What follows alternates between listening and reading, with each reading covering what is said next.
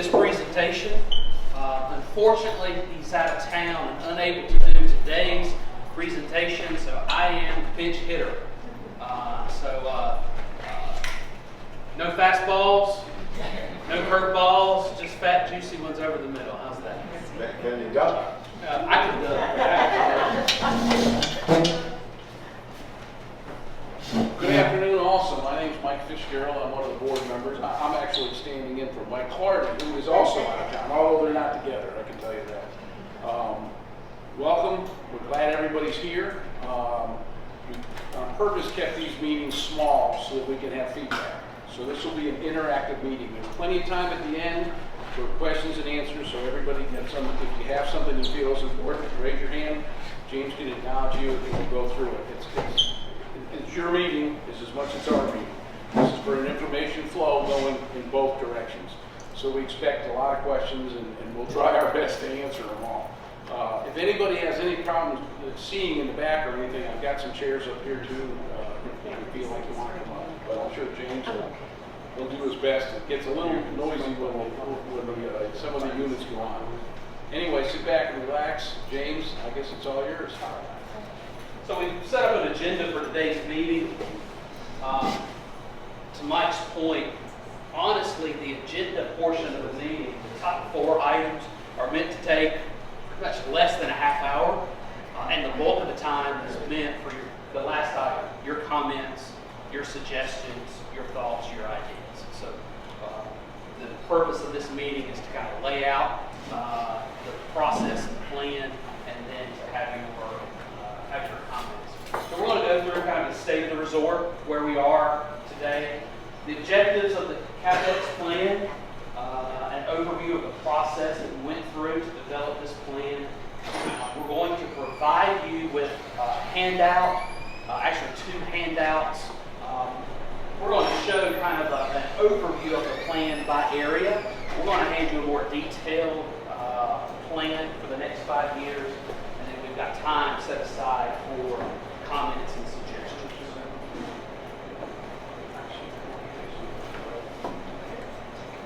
No battle plan survives contact with the enemy.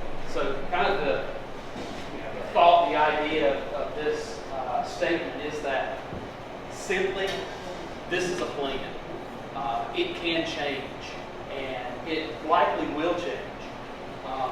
Chances of us executing this 5-year plan 100% is pretty slim.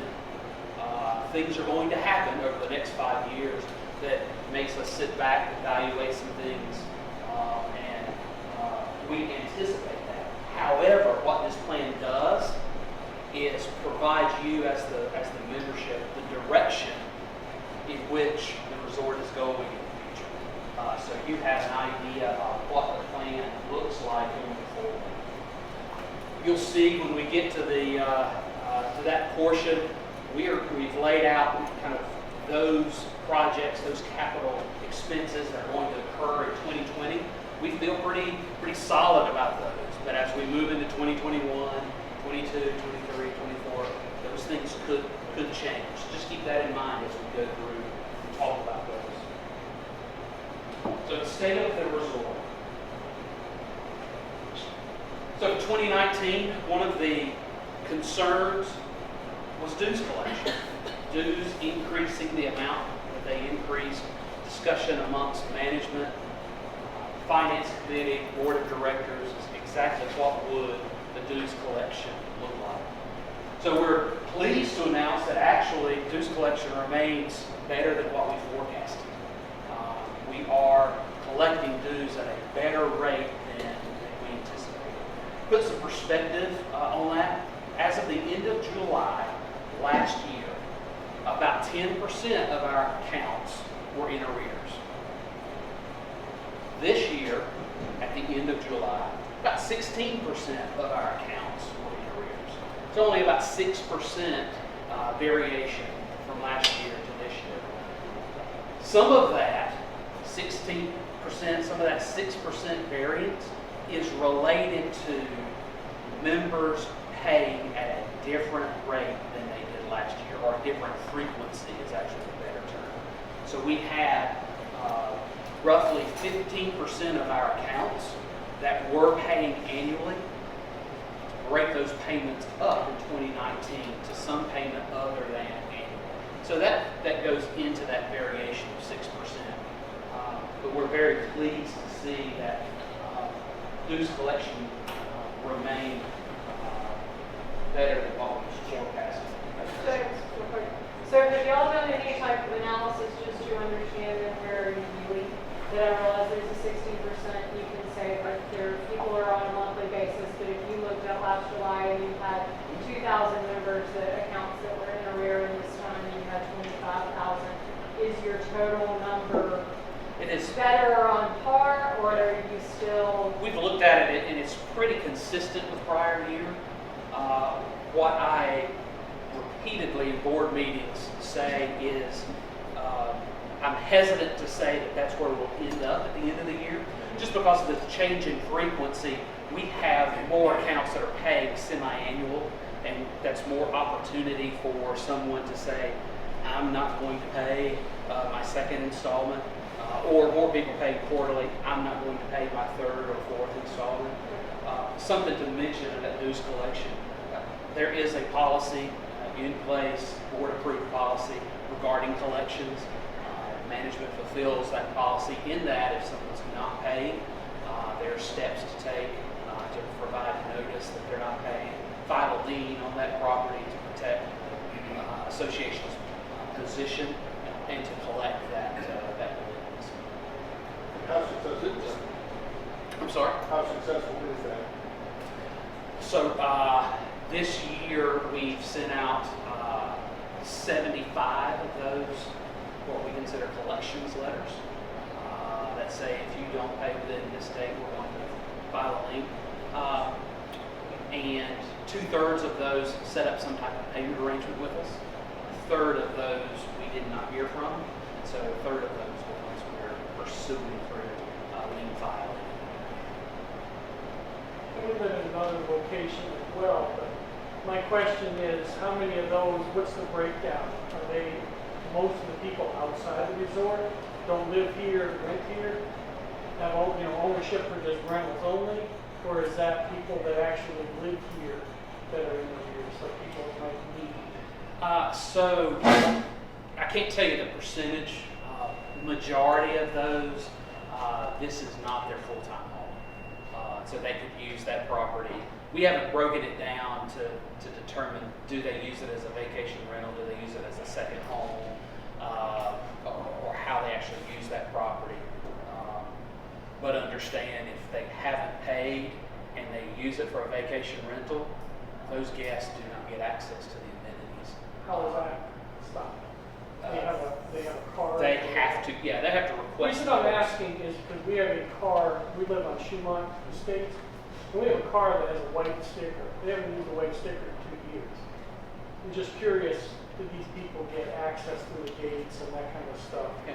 Coming into the resort is through the security building is one thing. Mm-hmm. Getting into the pool, getting into the wellness center, that's another. That's the actual guest pass. Any of those guest passes are requested through the administrative office, Okay, so so we they can have control that. plans. Security should be controlling Okay. also, but we'll have a conversation. Okay. Yes, sir. Filing a lien is a great mechanism, but it's lengthy, it's costly, and it's aggravating.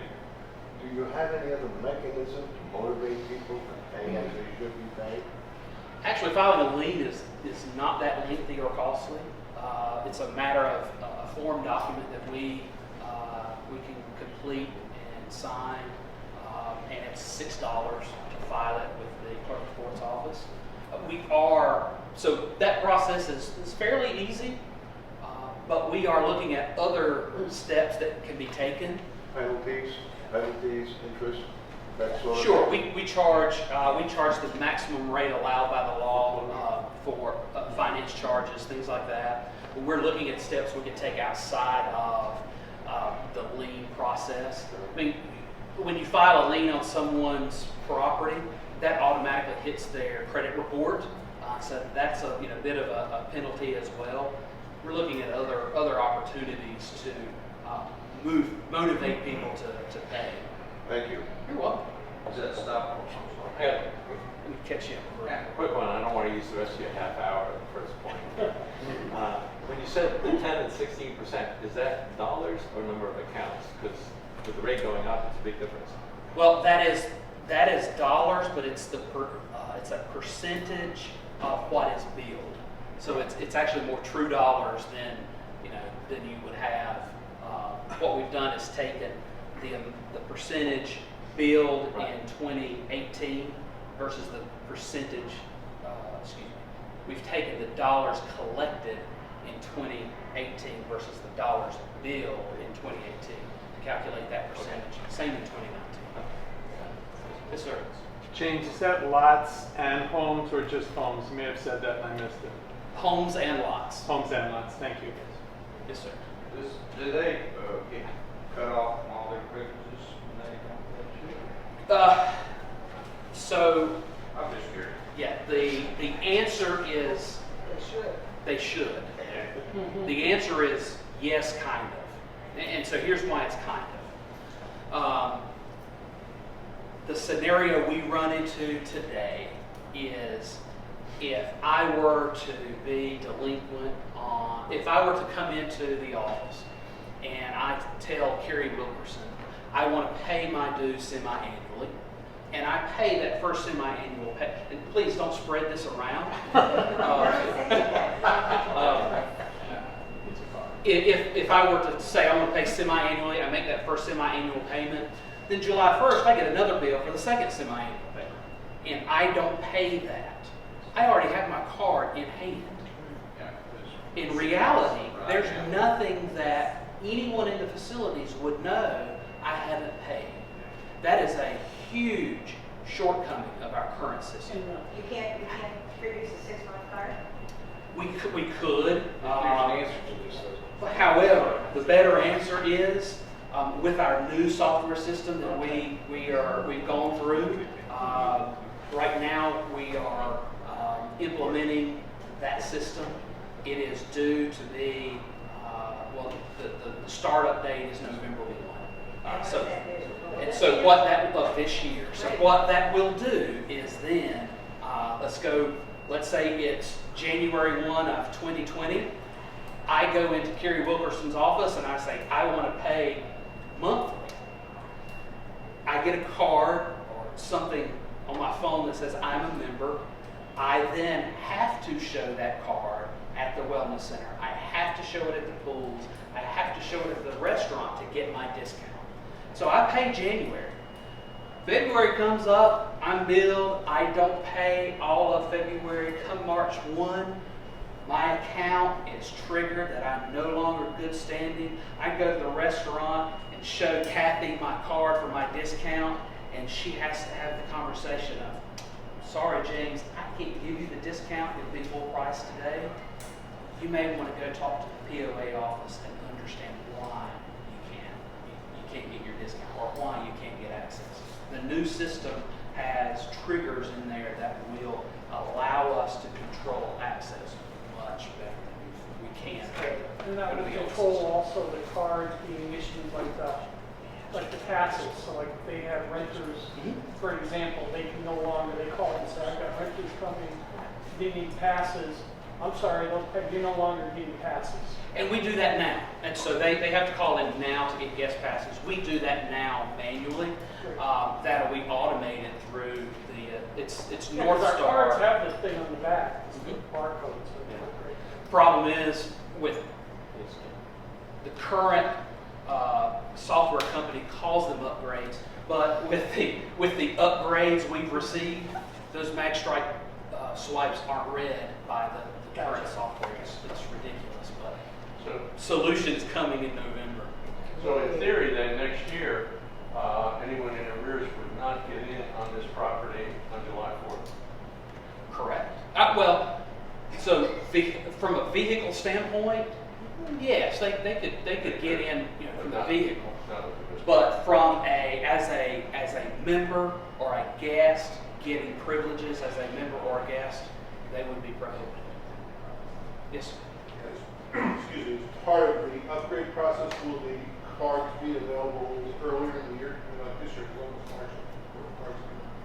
A couple of great options with the new system. For anyone who has a smartphone, this will be their membership card. Download an app. The card is on here, so any location that you have to swipe a card to get privileges or get access, it will be on your phone. Also, a lot of other features that are available through that phone app.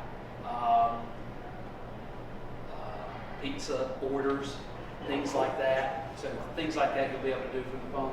But we recognize not everyone has a smartphone, not everyone wants to do that. So we still have the ability to print a card.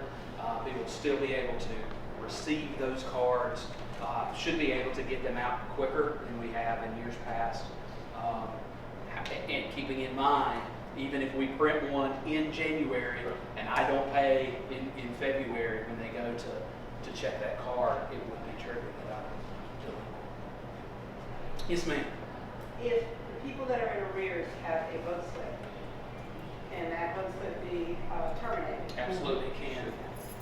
And that's the way it is currently.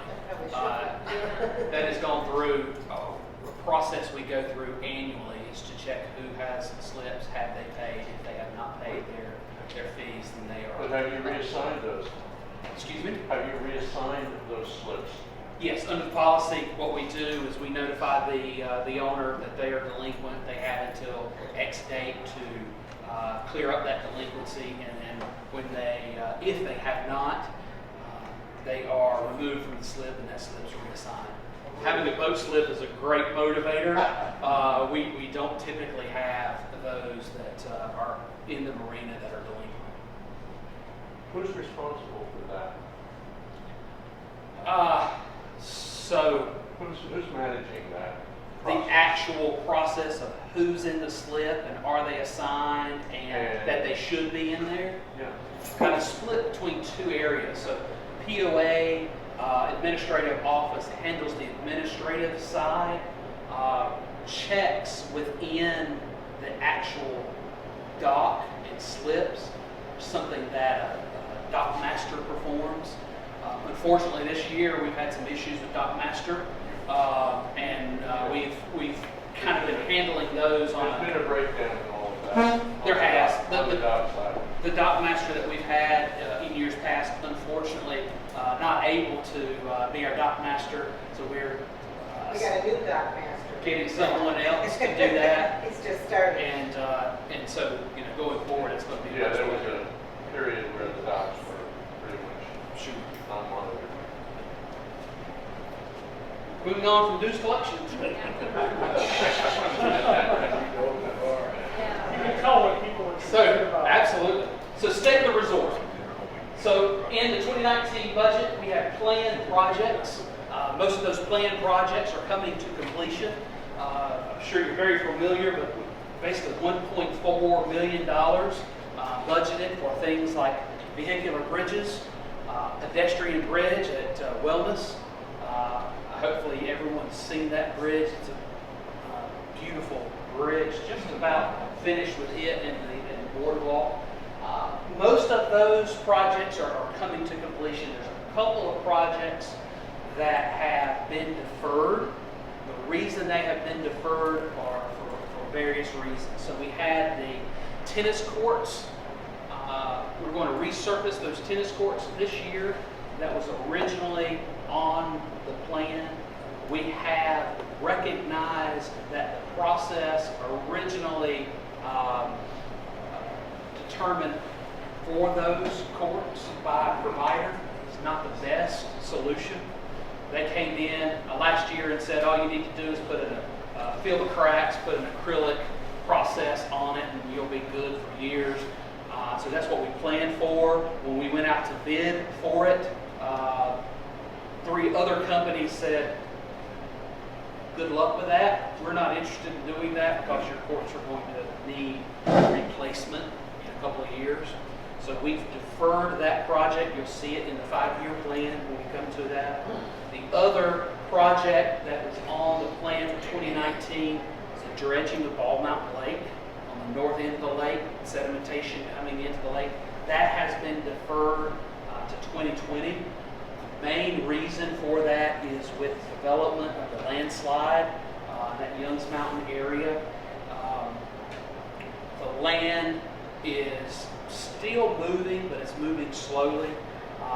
The North Carolina geologist and the North Carolina DOT geotechnical engineer have basically been able to tell us that the foot of that slide is in the lake, and they had some concerns. If you lower the lake to dredge, you're removing that pressure on the slide, which could be have a dramatic effect. And I probably shouldn't do that with my hands, because that's actually a little quicker than they said it could happen. It could have an impact, and to what level they've said you need to have geotechnical engineers come in and determine exactly what's going on. So because of that, we've had to defer it to 2020. We're looking at engineers that can help, geotechnical engineers that can help us understand exactly what's going on in that area and exactly what impact that would have. For that reason, we've had to defer that. So, is there a way that you guys can do like a dashboard of all the projects that are part of this effort for on time, on budget? There would be just maybe a suggestion of like a clear visual to everybody, or have it on the member website that just show, okay. So You're going to get all this in writing, Yes. not all the projects. So two things. One, the 2019 projects, all of that is provided each month in the financial package. It's given to the finance committee, given to the board, and published on the website. So a picture of 2019 is out there. When we talk about the 5-year plan going forward, we'll be given a handout that includes that information. On the unplanned projects, so there have been some projects that have popped up this year that we did not plan for. We knew were coming, we just did not know at what time. If you recall, during the budget, if anyone was here December, and we had the meeting over the terrace, and we discussed the budget, and Jeff Geisler stood up and said, recognize there could be unplanned things that could happen that we have to figure out how to pay for. And part of one of the examples he said was, we know there's issues that could come up with the boiler. And we know that something could happen with that boiler for the steam room, and we could have to replace it. And right after that meeting, I said, thank you. You've now set in stone that's going to happen.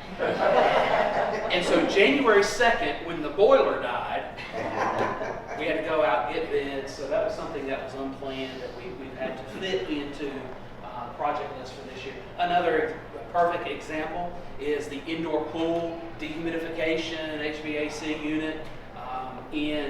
Earlier this year, it was determined that unit was failing or had failed, so we had to figure out a way to fund the purchase of a new unit, and that has creeped into that projects list for this year. James, when they replaced that unit in the indoor pool, did they also clean all the ducts? Replace the ducts, actually. Replace the total. So what happened with that project, there was a brand new unit put in. The old metal ductwork was completely removed, and a new product, a fabric type product, duct sock, was put in. At the same time, we did some work on the interior of the pool as well, taking care of the pool deck, taking care of the interior of the pool, but new ductwork, new equipment. We actually ended up having to replace the pool lifts as well, because that unit wasn't working properly. Those pool lifts, which are required by the ADA, were rusting, so we had to replace those as well. So there's several projects that are slated for the third and fourth quarter this year, and we continue to move forward to execute those. The two projects really that are left, one is the road resurfacing. That's scheduled for October, roughly. It's hard to schedule exactly with the contractor who does road work, but he's told us October should be the time frame for that. And the other project is the banks, what we call the bank stabilization. So as a part of the flood in October, a lot of the stream bank, basically from the Trout Stream Villas down through the golf course all the way to the pedestrian bridge areas were washed out. Some areas actually compromised the banks around golf course bridges. Didn't compromise the foundation of the bridges, but the banks around that. So that's a project coming up third or fourth quarter that we have to complete. And we're in conversation with the engineer, getting that plan together. We'll then bid that out and we'll go through the process and go through infrastructure committee, finance committee, and all that. So we still have several projects that are underway for completion this year. Yes, sir. Is that asphalt, is that overlay or is it removed and replaced? The road resurfacing, the road resurfacing is chip seal. The infrastructure committee has gone through the roads and identified the 5 roads that we have in the budget to do chip seal. Okay. So, the quote from the contractor includes a lot of work on the base of the road, fixing alligator cracking and things like that, and then applying a chip seal. What roads are those real quick? Completing, I'll get them. I'll not get them all. They're on the website. Okay. It's finishing up Quail Ridge Road, so we did half of Quail Ridge Road. Westlake Drive is included in that list. Yeah, I can't. It's on the website. Do you know Village and Chalet up there? Village and Chalet are not on that list. Part of the discussion is with the state's position on Buffalo Creek Road and the landslide and what direction they are going to move in. The decision was, let's hold off on Chalet and Village. We need to do some maintenance on it, continued maintenance, potholes and things like that. But a resurface right now is not something that we feel comfortable with. So it's not in 2020 or? Not in for 2019. It'll be a discussion. It'll be part of the discussion. Can I ask one more? Yes. Did Upper South Drive come up in any of those discussions? That's on the other side of the town. Yeah, I can't remember off the top of my head. I have a picture of the quote in my mind, but I can't read the lines on it. I just remember the top 2, can't remember the other 3. But like I said, it's on the website, and feel free to call me and I can It's get not it on, it's not on the list, but it will need some repair and did it like halfway up, or Okay. a third of the way up years ago. So the rest of it Okay. needs some work. All right.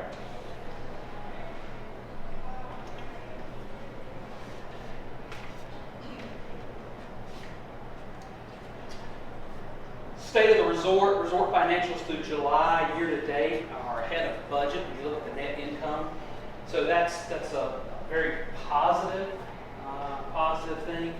When you look at specific business areas, you'll see things like food and beverage are having the best year they've pretty much ever had, performing better than budget. Golf got off to a slow start this year. However, July was the best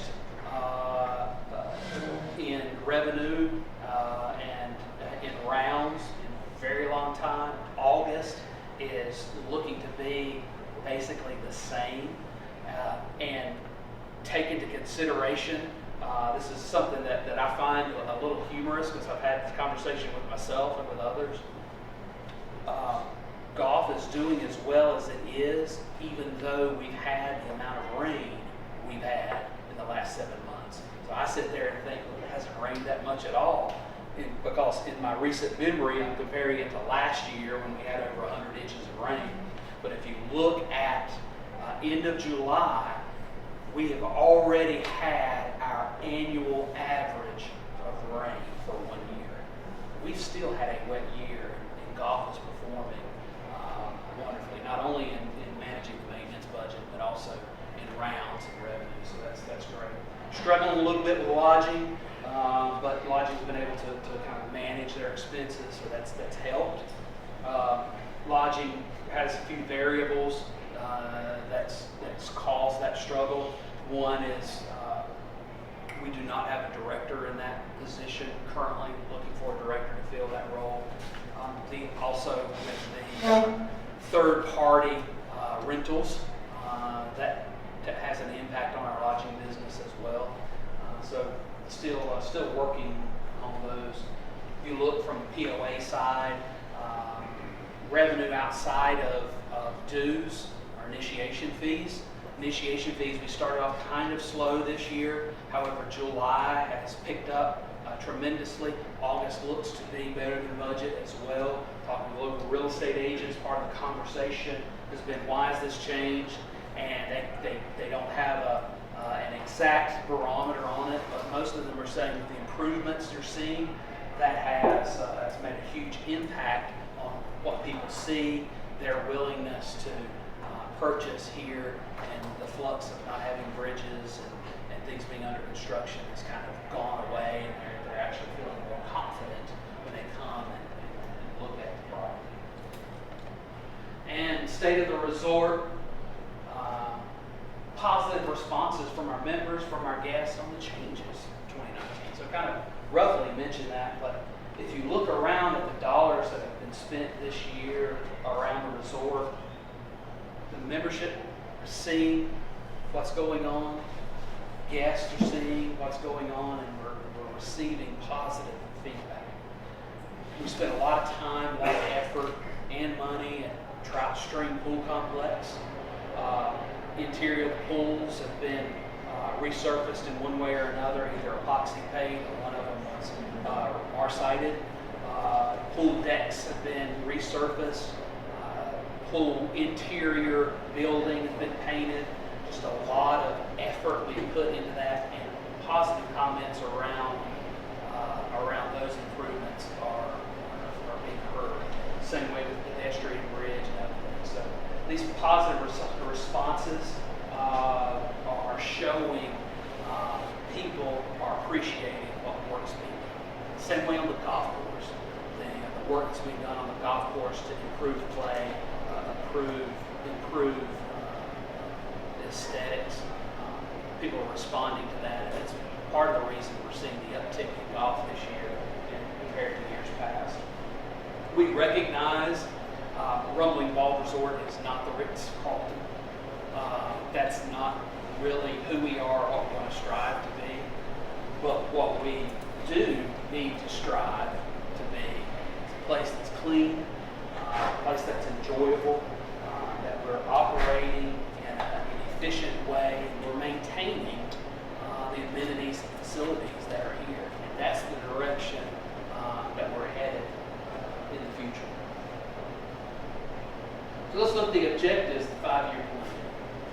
First one is to renew the resort. So everyone who lives here, visits here, sees the beautiful mountains, beautiful lake, just beautiful nature. This is a beautiful area. The resort is beautiful. And the amenities and facilities that are available to everyone. Unfortunately, the resort amenities and facilities are tired. They get a lot of use, and maintenance has been deferred over the last several years. And so it does show its age a bit, but with steps like we've been able to put in place with Trout Stream Pool this year, we've been able to see that we can renew the resort, and it is having positive impacts.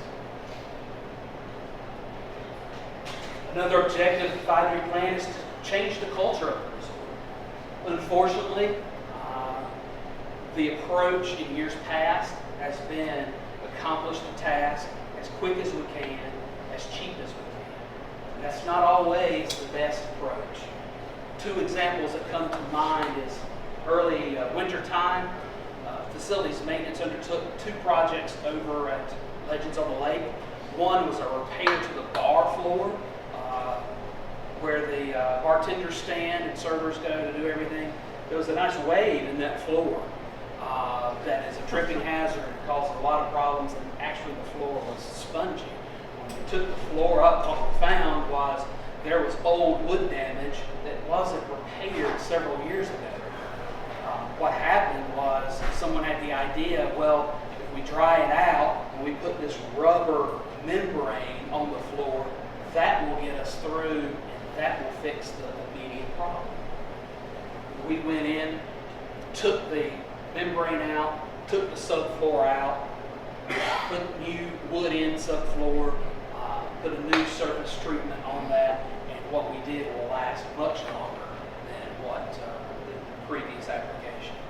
The other area was the server area, just before the kitchen, where all the waitresses go, servers go to prepare drinks and all of that. Again, it was another area that had several tripping hazards. The floor had several issues, sponginess and things like that.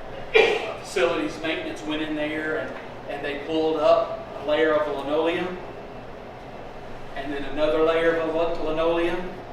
And at about the fourth layer, they finally made it to subfloor. And then they saw the water spots and the damage in the actual subfloor. In years past, it's pretty evident. The solution to fix a problem was, let's just throw more linoleum on the floor. That didn't fix the problem, just deferred it further down the road. So this year, when facilities maintenance repaired that area, they put in cement board, they put in tile, so that area could be cleaned properly, that the water could flow into drains like it's supposed to, and that fix will last. That fix will not have us going back in 5 years and redoing something.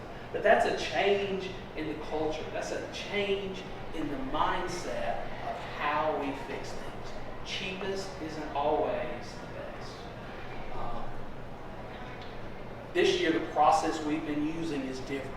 There's one example. The other example is the indoor pool unit, that Dectron unit. We could have put in a new unit and left that old ductwork, and that would have been a little bit cheaper. But in a few years, we would have been replacing that ductwork. Not one thing. The other thing is it wasn't sized properly for the unit that we put in, which would hurt the efficiency of that unit. Honestly, the decision could have been that old unit, instead of replacing it, we had an option of repairing it. For a cost of $10,000, we could have repaired that 10-year-old unit, and maybe we would have made another 3, 4, 5 years. Maybe we would have made another 3, 4, 5 days. Don't know. But sat down and looked at how's the best way to fix that unit and to have it operating the way that it should be. It was to replace it. And so now when you go into that indoor pool unit or indoor pool facility, there's no more condensation on the windows. There's no more rust on the pipes or on the pool lift. Well, there's some on the pool lift. We're fixing that. That's from the old unit. But the point is, the humidity in that area is roughly around 65%, which is optimal for that area, as opposed to more like 80% where we think we were before. And that unit impacts the entire building. Anyone that's used a fitness room and wondered why the 3 weights had rust on them or why any of the other equipment had rust on it, it's because that pool unit wasn't working right. Why would you throw $10,000 at a unit that's not working right when you can spend more, do the right thing, and get the right fix in there? That change in mindset is a change in the culture for us. Well, you have to make those good decisions. And not to go back to the previous, because you go back to, well, they fixed it and they rigged it to fix it back, a few years ago, like you know about the floor you're talking about there. Don't forget, we also had a huge budget increase so you could do items like this. There was increase for specific projects, Understood. but not for some of these things. Some of these projects, like floor stores and things like that were kind of And I not understand, but like included in that. like you're talking about the wellness center, did any of the money that went increased that was funded to help do this, did it get offset to go help with the ductwork, help with doing the stuff? Yeah, that was in 2012, 2013, 2014. We had what we thought was a good unit in there then. So looking at the indoor pool unit then was a little different. But Okay. you know, during those 3 years of increases, that was set aside for specific projects. Those specific projects were executed, but some would argue those dues never should have been dropped back $250. It should have stayed so we could have continued to maintain facilities Right. and done the right thing going forward. Gotcha. Yeah. So another objective of the 5-year plan is to attract guests that will become part of the Rumbling Ball Resort. So last year we had CSI come in. Hopefully you attended the meeting over at the terrace to go through their presentation. If not, it's on the website. But basically what CSI told us was Rumbling Bald Resort is a real estate business. It's not a food and beverage business. It's not a coffee business. It's a real estate business. And to be a real estate business, you have to sell real estate. The way a place like this sells real estate is by bringing in guests. They have a magnificent experience, and they in turn end up purchasing property here. I'm not sure how many people were here during the Fairfield days in the 90s, but that was their process. That was their thought. This was a real estate deal. And you have people come in, you have a fantastic time, and they end up buying real estate. Now, they may have done that through mechanisms like timeshare and things like that, but it's a real estate deal. CSI, in their surveys and looking at guests, what they told us was the guests that Rumbling Bald is attracting can't afford to purchase here. That was an eye-opener. When you have facilities that aren't up to par, you're not going to attract the guests that you need to convert to be on. And so CSI telling us that helped us to understand we have to make improvements to improve the level of guests we bring in and convert them into purchasers of land or purchasers of homes or purchasers of condos. And so by doing that, attracting those guests who can become part of the resort, that will awaken the real estate market, and that'll improve property values. And so part of that improving property values, bringing those people in to purchase property. But another way is through improving the facilities. And so how you measure how we're doing as a resort is directly related to the property values. We have to maintain the facilities. And when we do that, that'll be a signal to the real estate market that this is a place that cares about what we have. And this is a place worth investing in. And that's similar to what I've recently heard from a few real estate brokers with why we've changed just this year in the number of closings that we've had in July and now moving into August. Is people are seeing that the resort cares. We have new bridges going in, the pool is being maintained, other things are being maintained. And that's resonating in people's minds, and they are seeing that Rumbling Ball Resort is a place worth investing. Are these purchases for the people to live in, or are these purchases for the people who say, geez, we could sell this home, buy it, and rent it for X amount of dollars? You have you have a mix in there. So, you know, when we sit down with people and talk with them as a new owner, you have a couple of different stories. And some are those stories of This area's demographics is becoming tilted one way Mhm. into rental market only versus. Absolutely. It is heavily, it has been heavily vacation rental. Another part of maintaining facilities and bringing the right people in is changing that shift.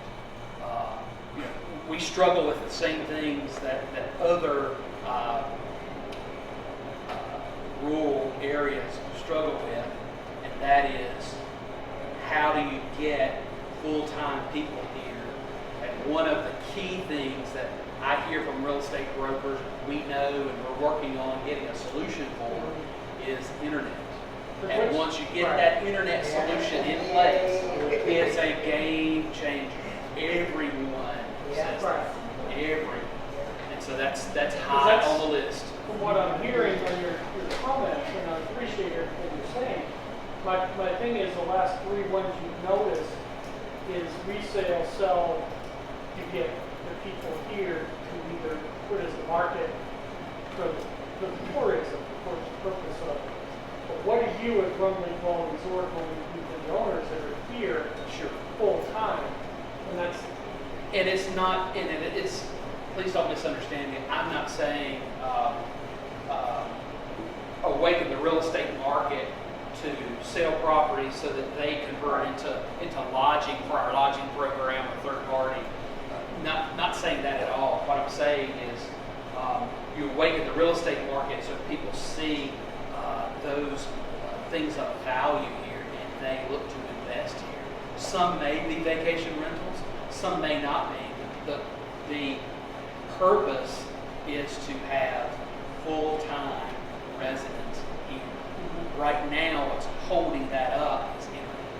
And one of the, actually I think at the September board meeting, between now and the September board meeting, the board's going to see a presentation of some opportunities for internet to be provided to a large number of people within the resort, because that's key. We have a school. Fortunately, that's something people need. Medical, we have a little bit of medical facilities. That's another thing. But internet seems to be highest on people's list. And when you can give people access from their home where they can work from home, that makes it easier for someone to live here full time, and that lessens that VRBO or a vacation rental property. Yes, sir. One of the points that CSI folks made very passionately, if I remember correctly, was branding. And attracting, yes, when real estate markets improve property values, you're not going to do that until you get the branding right. Right. Can you talk about where in the 5-year plan we're getting the branding right? You actually made a comment earlier about the old days of, what's the other? Fairfield. The old Fairfield days. Well, I still see the same amount of Fairfield. You do. Nothing's changed. So please. So here's why nothing has changed. Elaborate on that. Yeah. Here's why nothing has changed. I've been here 14 years. And in 14 years, we've had 3 initiatives to either change or improve the brand, and specifically in the area of signage. So there's other areas I'll skip, but 3 specific to signage. And here's what happens. We go in and we decide this is the sign. So you look at the, can't believe I'm drawing your attention to it, but I'm going to. The sign at the cemetery. It has those nice little grooves in it. That's wonderful for dirt and mold and all that stuff. So you have that sign, and that's what we're going to use, and we're going to spread that out through the resort. And we spend money up front year 1 to start that plan, and year 2 never comes because we cut back our spending. We have to focus spending somewhere else. Well, then we decide that's not the good sign. We've got another initiative that goes into place, and this is the sign we need to use. It's similar enough to that we can pass it off as it's okay. And so we start that, and we get year one of that, and we get maybe a third of the signage implemented, and year two never comes because the funding for that goes somewhere else. And the beat goes on, the beat goes on. So in the 5-year plan, there is a large number for resort signage. And the reason that number is there for resort signage is so that we don't do the one-off little things like we've done before. We make it consistent from beginning to end. Now, understand, we're still going to have Wyndham signs here. Wyndham has a right under a settlement agreement back in 1992 to advertise this place. They have the right to have those signs. Doesn't mean we can't work with them and try to influence them on their signage so they don't have one out at the intersection that advertises a restaurant we don't have. Wasn't there more than just signage though? There was several things to that, but so part of the 5-year plan has to do with signage. But outside of that, there's much more to branding. And recently, we've gone through a process with a marketing firm to begin talking about branding of the resort and what that looks like going forward. So we have a presentation to the board to provide at the September board meeting, but that's the first step of more steps to come. But you're absolutely right. Branding is key in recognition of who we are. This is great place to live, great place to work. How many new bridges we have if no one knows? Absolutely, absolutely. You were mentioning signage, and I'm sorry, I don't mean to keep asking about it, but like if you go up Schumann, this is the only resort that we've ever been when we travel that has maybe 8 or 9 before you even get a quarter mile down the road. 8 or 9 Beverly Hanks offers, or so and so offers. It's like, people look at those and my God, they're trying to sell everything along here to get out of here. By the time you get to the top of the ridge, you probably pass 20 places that are for sale. Can they not defer that stuff? I mean, to say, if you want to talk real estate, put a sign up that says, go to the office and see what's available. We have plenty of lots or something coming. It just is like, if I was looking, I'd be like, boy, everybody wants out of here. Right? Yeah. So kind of two different conversations. So one is the governance side of things, and that governance side says the Architectural Control Committee rules on signs, says they have every right to do that. Currently, could that be modified? Well, sure, it could. But on the other side of that, you have everyone who owns property who's selling, not everyone, that's a generalization. A lot of people who own property who are looking to sell it have this idea that a sign in my yard is what sells it. Even though real estate brokers will tell you very few people actually see that before they see it on the internet. Could it be limited? Sure, it could. But well, for every person who's becoming a new resort and new changes, that would be something I would think somebody would want to look at. For every person who says there's a large number of signs here that makes the property look distressed, there's someone else who says that looks like opportunity. So you have to investigate. Hang on one second. Yes, sir. He's had his hand up a long time. James, there's this little thing called the Supreme Court decision about real estate signs. You're going to have to fight that if you want to, if somebody challenges. You have to allow some. There is a Supreme Court decision on that that's old. I just wanted to say, though, branding being what it is and everything that we've been doing, and there's been so much discussion about that around here, I just think I think the most important things are the things you're talking about, to fix the place, to get it untired, to give people a good experience and to get it financially secure. Signage matters, and I say that, as you know, having run a marketing company for 40 years. So I just think you're on the right track. Yeah. Yes, sir. I'm impressed with your vision and the orderliness of your presentation. And if I can respectfully make a recommendation, would it not make more sense for us to establish an identity before we continue on with the 5-year plan? In other words, if we can become Runway Falls Resort and make people know what we are and who we are, would that not facilitate the implementation of the rest of the 5-year plan? No, because there's things up front that need to be addressed from a facilities standpoint. And so as you start in that plan and you start maintaining those facilities like we need to, granted, there are some steps you can't take until you get that brand in place. You're not going to go out and willy-nilly put up signage until you get that under your belt. But there are things we need to be executing before we get to that point.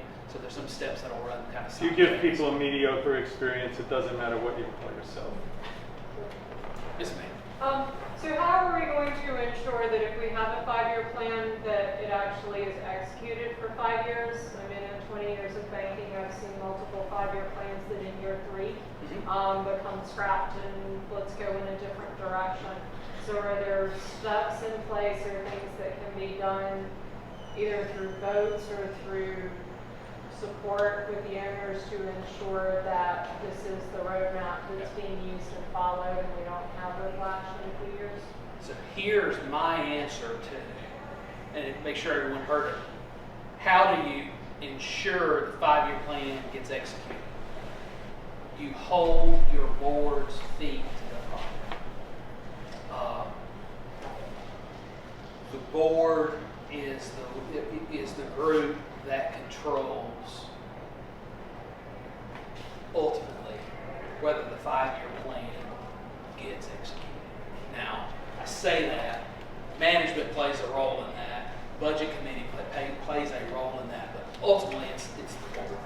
And so the way you ensure that is you make sure when you have an annual meeting and you get information about a board member that's running for a position, you ask those difficult questions. Where do you stand on the 5-year plan? Is it something that should be scrapped, or should we cut dues and go back to the way we were in 2012? That's really where the buck stops with the members. The board currently is dedicated to this. They're dedicated to the strategic plan. But boards change. Members need to be informed of who they're voting for and need to vote. We send out 1,300, basically 1,300 people can vote. Yet we don't get anywhere near 1,300 votes. That's the key to making sure that the plan gets executed, is through making sure the board does their, you know who you're voting for, and they fulfill that. So here's a quick process overview of how we got to where we are today. So in roughly 1999, 2000, there was a reserve study performed by a group called Reserve Advisors. They came, looked at the amenities, facilities, did all their analysis, and said, here is a plan for the next 30 years of each thing you need to do in order to maintain your amenities and facilities. And for whatever reason, that plan was put on the shelf, and it wasn't followed. It may have been the large number. It may have been other reasons. Several things were taken care of, but the plan wasn't followed. 2009, Reserve Advisors was contacted again. We need you to do an update to that old study. They came in, they did an analysis, they looked at everything again, updated it, provided that plan, and this time there was a larger number of projects that were completed, but still the plan wasn't followed. And in some sense it was put on the shelf and forgotten. 2014, there was a decision made. We have some expertise within the management group we can take this 2000 and this 2009 study, and there's software available where we can develop a plan on our own.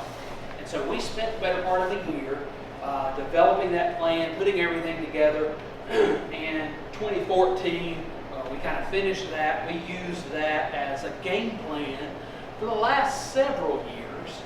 But again, we did not follow the plan exactly because of the expense, really, that we had each year. And what happens is when you defer expenses, defer maintenance, the expense doesn't go down, it goes up. So if you look at these studies, even the one we did in-house, roughly in a 5-year period, they were projecting somewhere around $10 million, $8 million. When you take out roads and things like that, or excuse me, when you add back in roads, because roads weren't in here, the number goes higher, but roughly $8 to $10 million. So we've reviewed those reserve studies from the last 3. Jeff and I went through and developed kind of a project list and looked at through looking at these studies, looking at the useful life of all of these different components, whether it be a roof or siding, whether it be equipment, a pool. We looked at all of these components and developed a project list of things that need to be addressed based on their useful life and in what year. We then reviewed that 5-year plan with the infrastructure committee and the finance committee. And we got input from these 2 groups as to things that need to be added, suggestions, things like that. We made some changes to the plan based on their input. Then reviewed that plan with the board of directors. I got some input from them. We made some changes on the plan based on their input. And here we are today. We've gone through this presentation 8 times, 9 times now, and the purpose of it is to go through it with you, seek your input, seek your suggestions, and then go from there. So that's a process overview. Now we start looking at the 5-year plan. So there's some handouts here that you'll get. 2 different handouts. One is a stapled handout. The other is a single handout. So I'm going to ask you to look at the stapled one first. What we've done on this presentation is we've taken each of the areas. I know it's probably difficult to see from way back, but we've taken each of the areas and we have summarized the cost per year. So you have infrastructure in the cost, golf in the cost, POA in the cost. What you have in that stapled handout is a detail of the infrastructure, a detail of the golf. But what you'll see in the 5-year plan, total cost of roughly $8.4 billion. Keep in mind, of that 8.4, roughly $2 billion for roads. Okay? When you look through that detailed plan, you're going to see some items listed there, and when you look under the year, you're going to see a blank. It's not that we forgot something. That is a project that either was completed in 2019 or is planned to be completed in 2019. So under infrastructure, you should see bridge/gateway. If you follow that line all the way out, it should be blank. The reason is we're doing that in 2019. That's the other sheet. So that plan, as I'm rambling on, feel free to look through that. But you'll see in there by year, we've broken out the expenditures. Basically for 2020, we're looking at $1.8 million in expenditures. And you see some detail there, just to kind of explain a few categories that make it easier for us to view infrastructure, Those are things like roads, that's the main component, roofs, things like that that are really central to the infrastructure of the resort. Golf should be pretty self-explanatory. POA are those amenities and facilities that are POA specific. Sure, guests could use them, but they're also considered amenities. For instance, the tennis courts are in that category. And then you move on down, wellness should be explanatory, vehicles, outdoor. Outdoor is kind of our outdoor venue. It includes things like boats, docks, those kind of things. You see a line item there for security for 2020. We have a extremely outdated security camera system that we have to replace. It's actually a XP system, which is not being serviced anymore. So if you have problems with it, we're out of luck, which is a problem when you have those cameras in facilities and using those. IT, kind of the same scenario. We have some items that are no longer being serviced, servers and things like that. Computers mainly that we have to upgrade because they're not being serviced by Microsoft. So the IT moving in, and hopefully in the next couple, 3 years or more, will security cameras be placed at more locations for the security front area to be used? That is the plan. One of the reasons we don't have cameras in some of the places we'd like to now, because the current system, we can't expand to do that. And the cameras that we can use with that old system, you know, it could be 10 feet from me and I look like a fuzzy blob.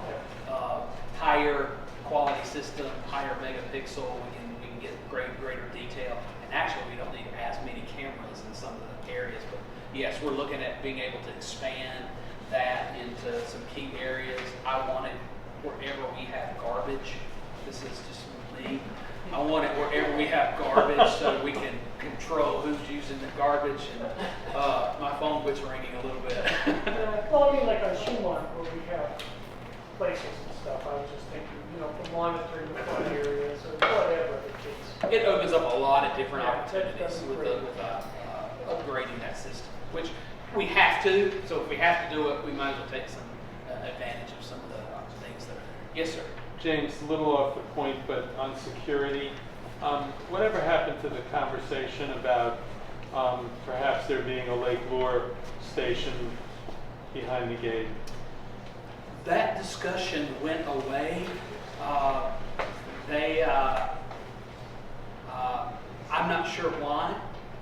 It happened around the same time that town manager changed and I things. see.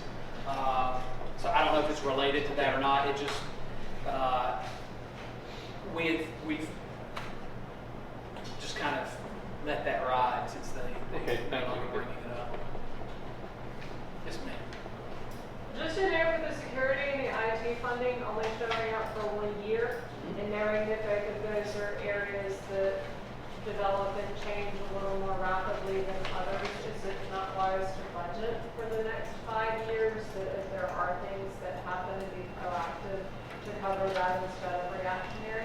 So there are some things that fall into an operating side of things. So we'll continue to budget things from an operating standpoint.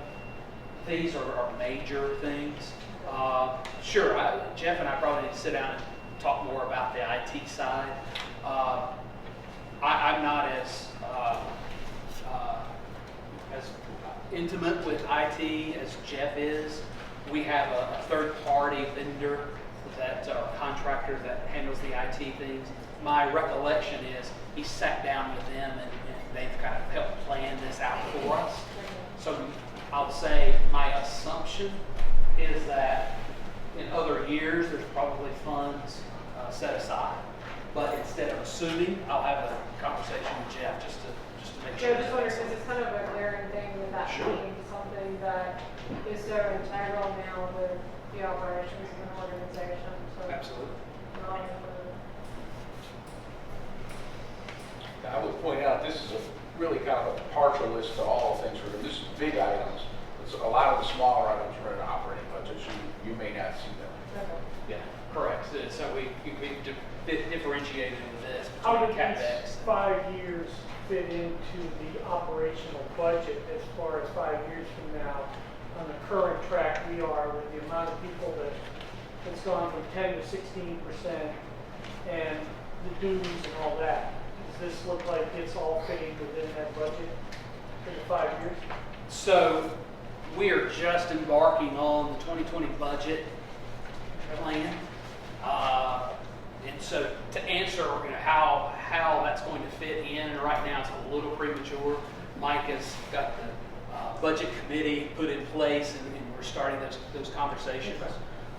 But the anticipation is that we will need to increase operational expenses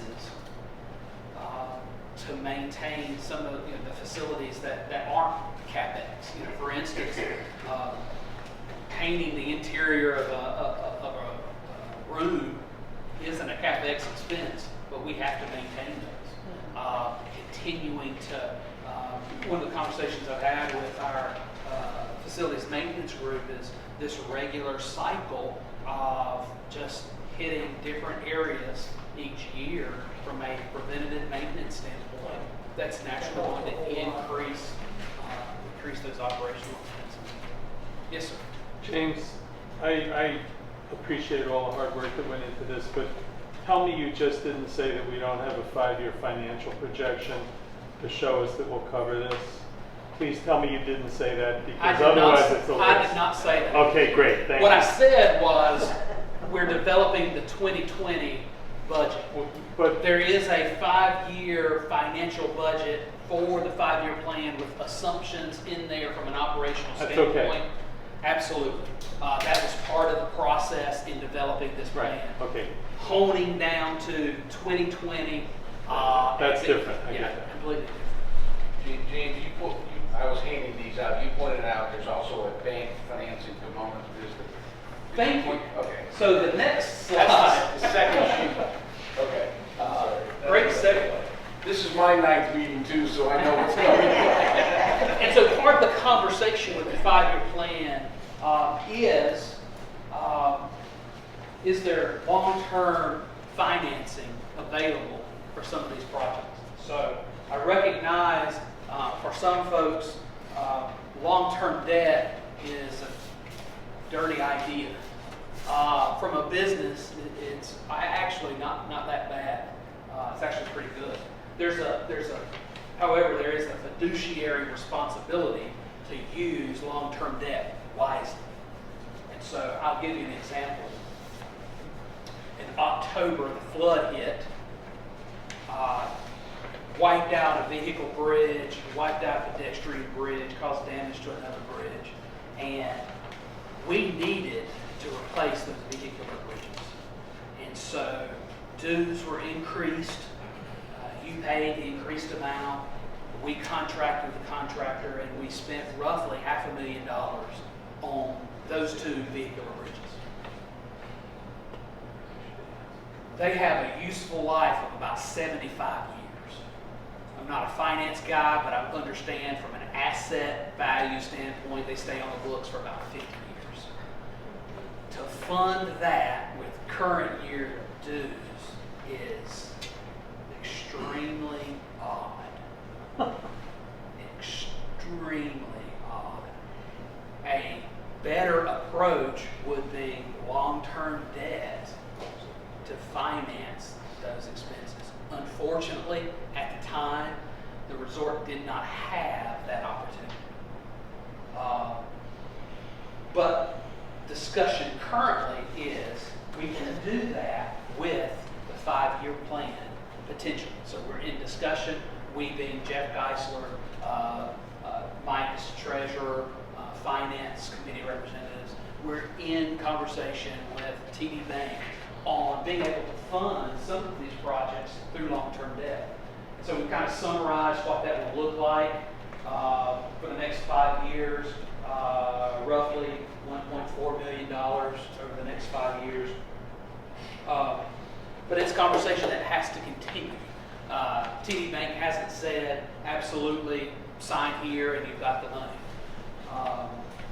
In addition to TD giving the authorization for that, there needs to be more open discussion with the finance committee, with the board, and with the membership, frankly, from a transparency standpoint of what that's going to look like. So as that process continues and as the opportunity for long-term debt becomes available, more conversation is forthcoming. But again, long-term debt has to be used wisely and not to fund operational expenses, but to fund CapEx type projects. Yes, ma'am. Where is the security building being moved to? Where's it being moved to? The idea is, so if you were to look straight out this door, there's one island between here and Quail Ridge Boulevard. It would be placing it in that area right there, demolishing the old building. It won't take much to do that. I'm concerned you move the people out of there and it'll fall down. Be basically demolishing that, actually improving that entire entrance area, but moving it up here with a gate, with a real gate. That actually provides people the ability to come to the restaurant, come play golf without feeling like they're breaking the law or something. I can't tell you how many times I've been walking across the parking lot, or actually in security, and you see someone pulling up to that building on Buffalo Creek Road, and they stop, and they look like, I don't think I should go in there, and they speed along down to the chapel, they turn around and they speed out. Well, I know in my heart of hearts they were coming to the restaurant, or they were coming to play golf, and they were just turned away because they feel like it's an exclusive resort. Moving that security building up here helps us to maintain privacy, inclusion of some cameras in key areas, helps us to monitor who's coming in. The membership cards, either on a phone or a real plastic card, helps us to control access and some of those choke points, and really helps that process. You're going to move it in 3 pieces? There's 3 years you're building a new facility? So there's a couple of different components in this POA line. Yeah. 2020 is just the security building. Just that security building. And then what else comes next? There's also some funds in there for some landscaping things to improve that entrance area and some other things like that. But this is not. If you're looking at this is not the number for just the security renovation. Sorry. So would that include a separate lane for homeowners to be able to get through that lane for guests to get tagged? So right now on the great debate, originally my answer is yes. So that you have that mechanical gate, you drive by as an owner with your ID card, you swipe that, it opens up and you're gone, you don't have to wait. The great debate right now is by moving that building up here at the upper location, does that free up what would be a line for people going to the restaurant or people coming here? And so we're trying to look at the number of people that come to the security building and say, I'm going to Legends, I'm going to play golf, and we hand a day pass for to see if that shrinks that number, and maybe we don't need that gate. Originally, the plan does have a separate lane, does have a separate gate, and that causes some congestion issues up here as you come to Quail Ridge. It is, and that's what congestion. That's really what I mean. But it's not rock solid yet as to which one. I like the idea of a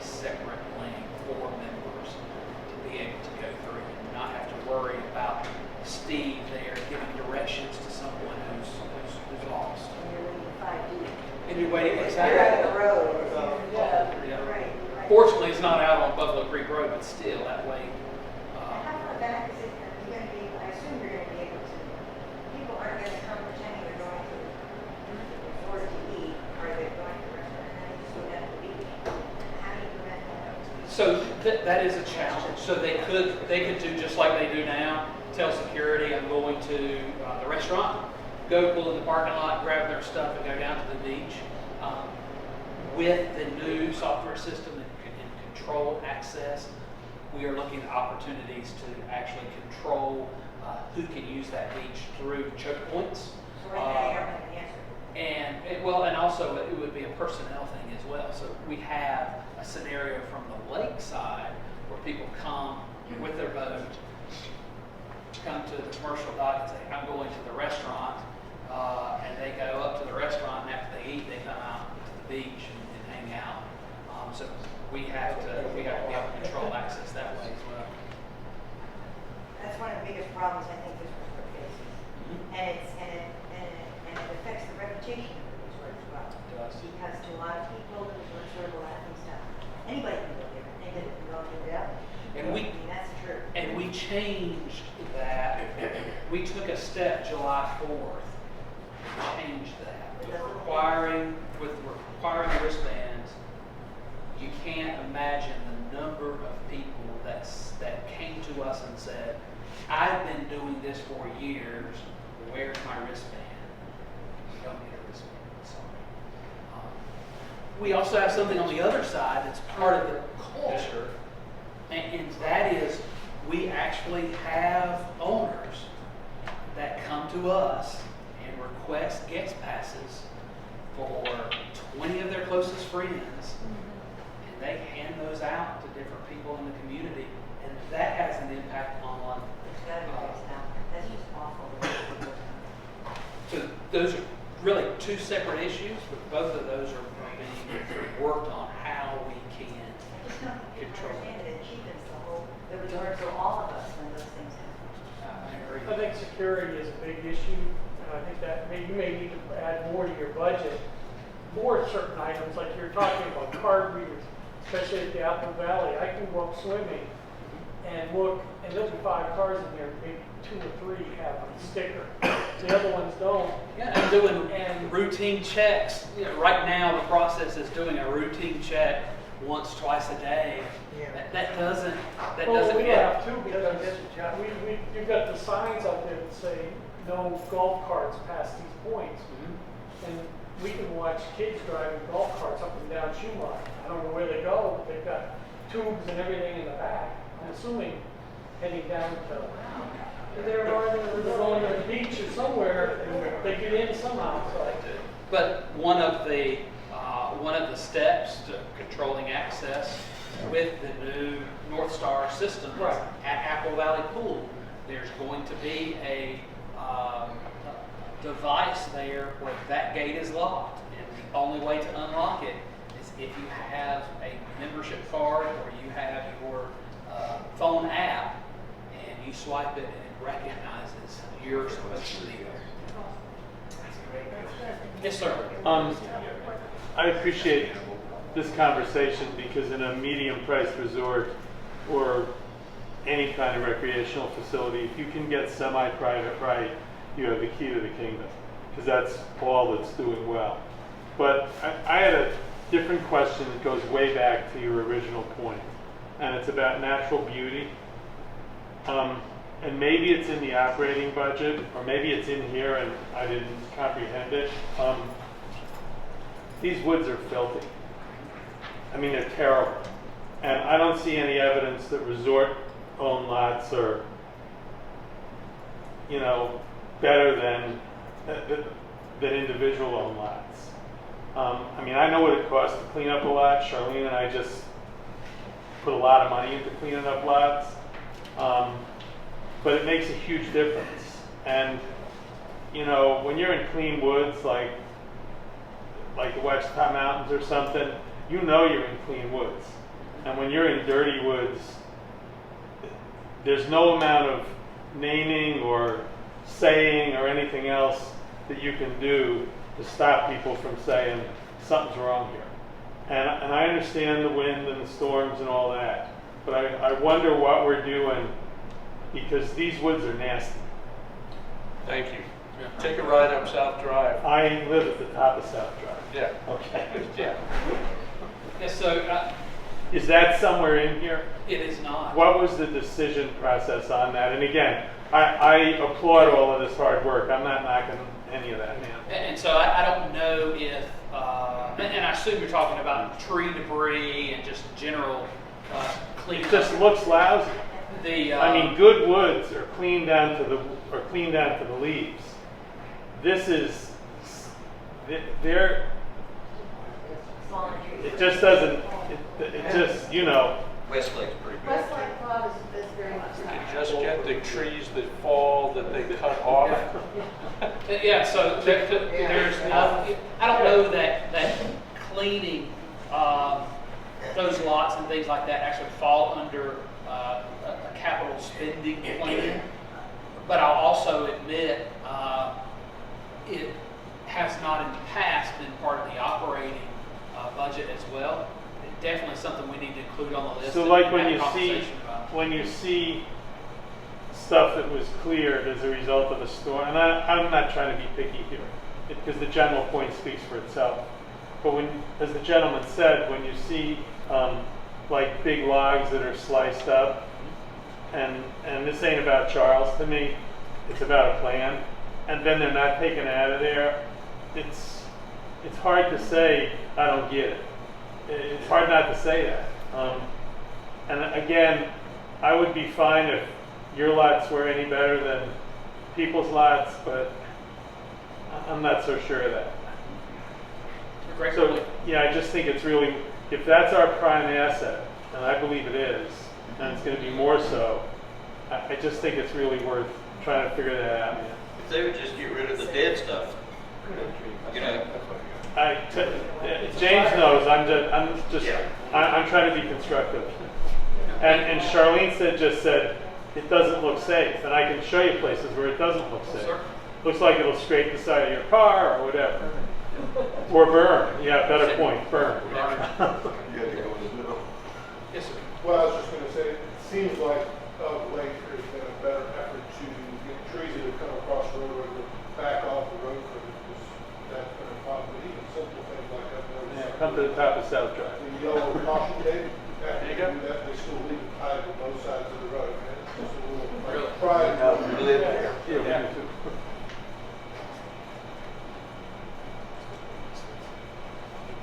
Yes, sir. I don't mean to compound the situation, you've got plenty on your plate here, but has there been given any focus to the dumpster area? The garbage is just, it's an embarrassment, it's unhealthy. Yeah, There is. that garbage. And so here's the struggle. I'm going to use a bad word in my vocabulary, and that is bear. We have a bear problem. Because of that bear problem, we're pushing people to that dumpster area, which is making that a problem as well. To a point where we end up, the company we use will only pick up 2 days a week. They can't do any more pickups. They won't do any more pickups. And we end up having to close that area down and use a resort pickup truck and have people throw it in a resort pickup truck, and then we sneak it to the landfill. It is a problem. Not part of the capital plan, more operating, but one of the things we're going to propose in the 2020 budget is a compactor down in that area. Compactor will hold more, fewer pickups. We'll have to have another 8-yard container out there, so when they take the compactor away, people have somewhere to go. But we've got to work through the challenges of getting 3-phase power there. We know how much the concrete is going to cost us and all that. The intent is to get that as part of our budget for 2020, having that compactor down there. Anything we can do to reduce the problem with bears seeking the garbage? The garbage bins are useless. useless, and the bears are really, really making a great presence. The problem is that they're so well fed with the garbage that they're reproducing Yep. very rapidly. And these little cubs, as cute as they are going to grow up to be very hungry, eating aggressive animals. What are we doing about that? Yeah, so we're taking several steps that are moving right now. If you look at the governing documents for the association with regard to trash, basically what it says is put your trash out the day of pickup, just a little bit before pickup, and then put your cans back once they come pick up. No teeth, no nothing. So Architectural Control Committee is actually looking at a more aggressive trash policy.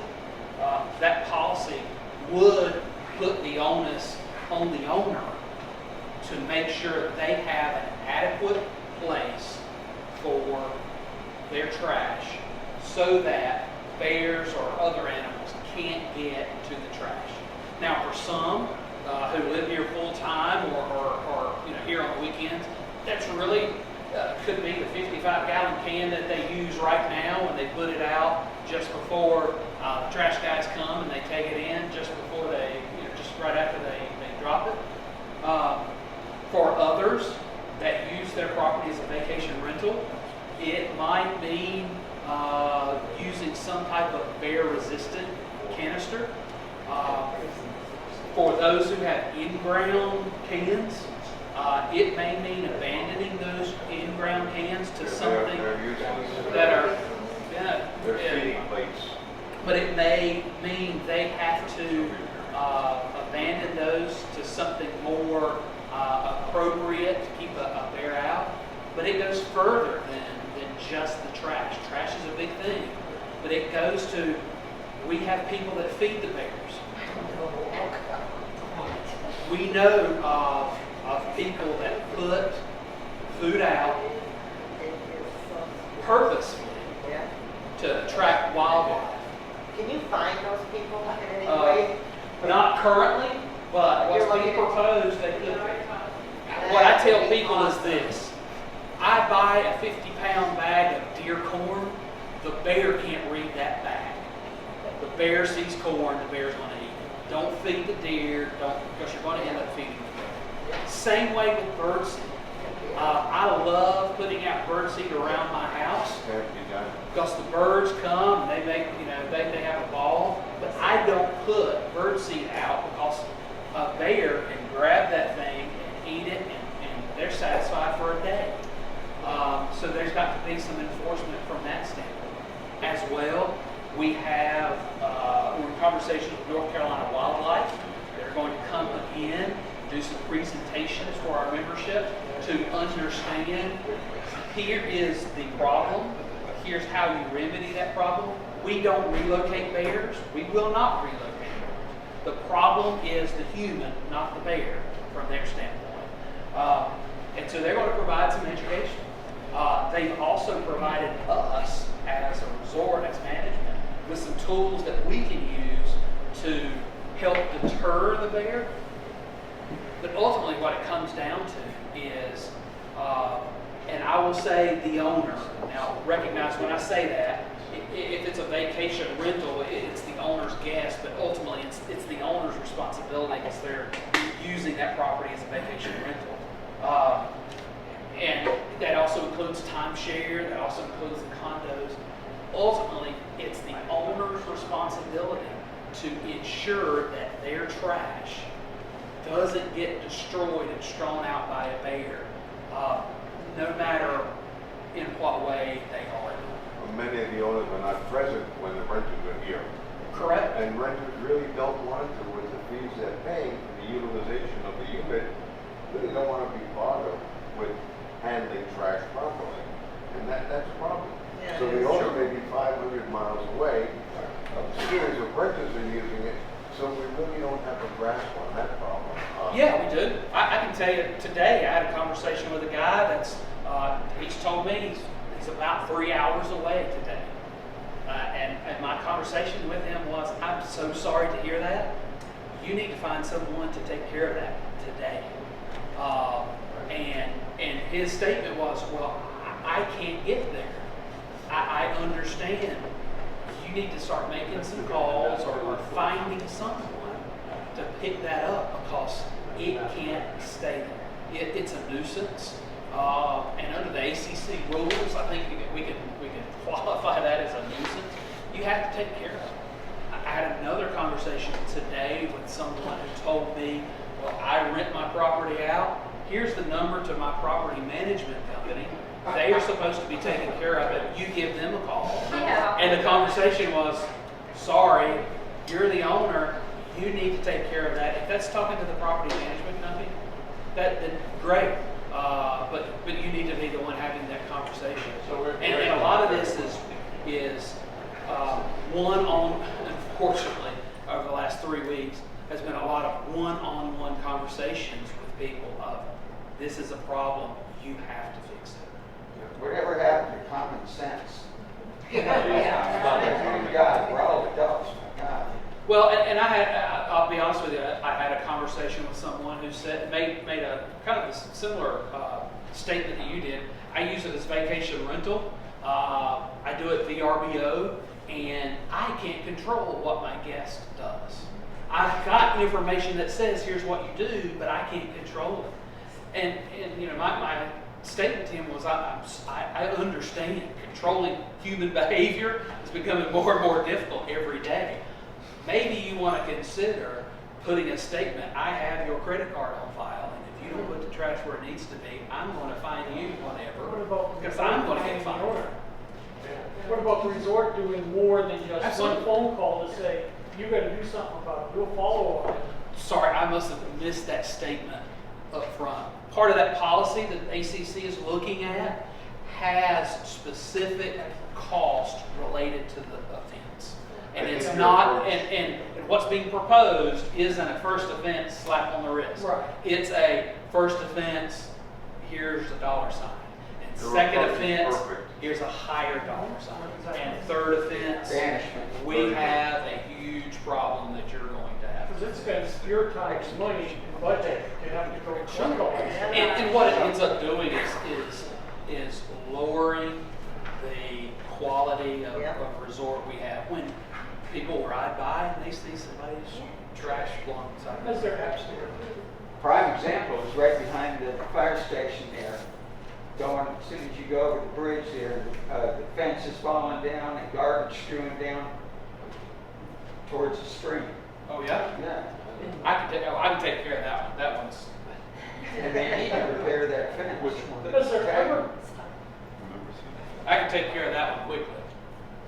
Well, not today quickly, but I can. James? Yes. When you say that they're looking into fines, would it be fines and also the resort takes care of it? And we're fining that property because the resort has to take care of it? Because otherwise the issue stays a problem. It is a fine and you have to take care of it. It's a you have to address the trash problem and there's a fine on top of it. It's not a what's being proposed. So right now, there's some language in the ACC rules of if we have to remedy a problem, then we're going to charge you the cost to remedy that problem. That is not the scenario in this policy. This policy is punishment. You have to fix the problem, and on top of that, we're punishing you for not taking care of it on the front end. I guess the reason is I'm just saying, like, when we had a rental, if the light bulb went out, the maintenance guys came in, they fixed it, they charged us, and the tenant was taken, the issue is resolved. I guess I'm just thinking that you can slap a fine on it, but you're still gonna have the trash in the road if they don't take care of it. Yeah, that fine is not a It's not gonna it's not gonna clean up the garbage. yeah, so If they choose to not take care of it. I believe the approach is going to be this.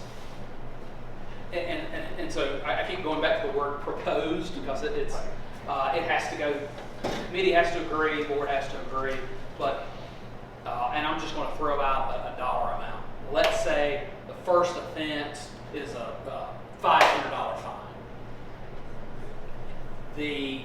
My impression is that the Architectural Control Committee doesn't want to say your first offense is a $500 fine and you need to fix the problem and you move on.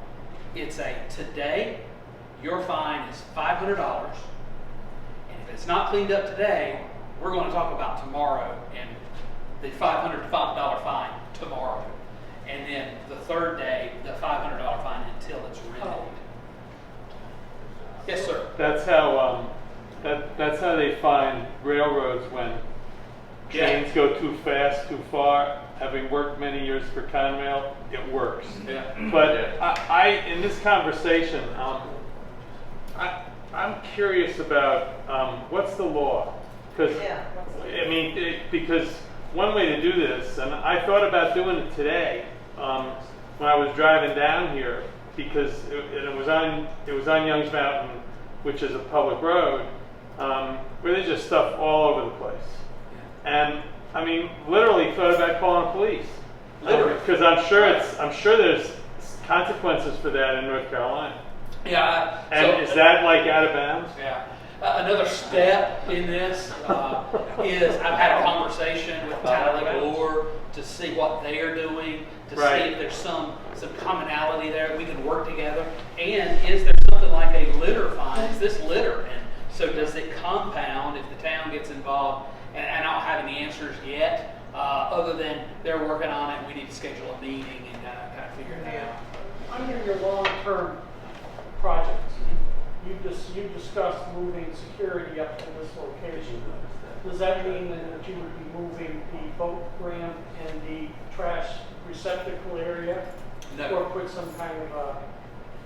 You would have to have your member card. Excellent. And swipe, you swipe. Or your phone as a.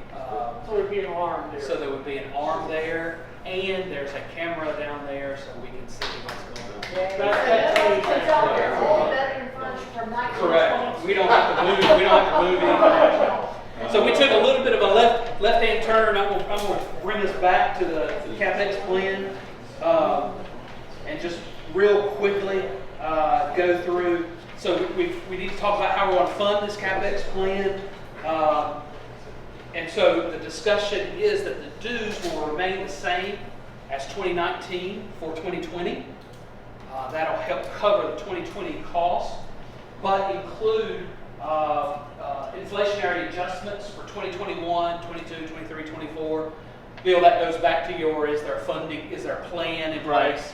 That's where these numbers came into play. So the picture right now is that the dues amount that you paid in 2019 will be the same in 2020, and then inflationary increases as we move forward. Key component for budgets going forward is going to be funding a reserve plan, or what is called a rainy day fund.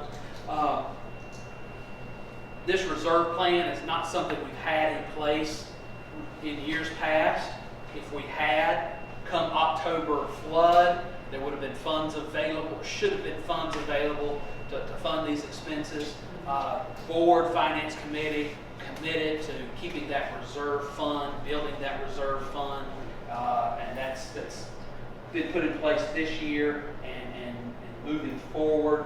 And this is a fund that would help during those flood, fire events, not to be used for operating expenses, dedicated to those CapEx infrastructure type projects.